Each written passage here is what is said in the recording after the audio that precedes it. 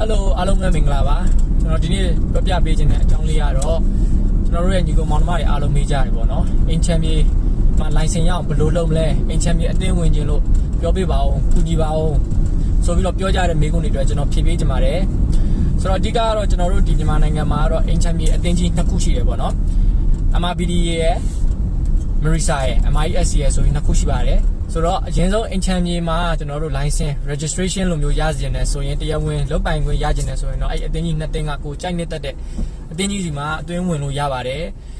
ကျွန်တော်တို့အတင်းဝင်တာနဲ့တပြိုင်နက်တည်းအတင်းကြီးတွင်းပြီးတာနဲ့ဆိုတဲ့တပြိုင်နက်ကျွန်တော်တို့စမတ်ကတ်တွေထုတ်ပေးပါတယ်ပြီးလို့ရှိရင်ကျွန်တော်တို့အဲ့ဒီအတင်းကြီးကနေပြီးတော့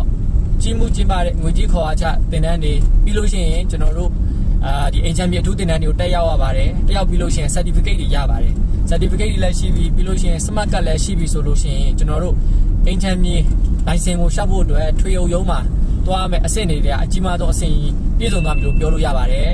ဆိုတော့အင်ချမ်မြေ license ရှောက်ဖို့အတွက်ထွေအုပ်ရုံးမှာတခြားဒီအင်ချမ်မြေအတိမတ်ပြုလက်မှတ်တွေပြီးရင် smart card တွေပြီးတခြားဘာတွေလိုသလဲဆိုတာကိုတော့ကျွန်တော်နောက်အပိုင်းမှာဆက်လက်ပြီးတော့ sharing လေးလုပ်ပေးသွားပါအောင်ပါခင်ဗျာကျေးဇူးအများကြီးတင်ပါတယ်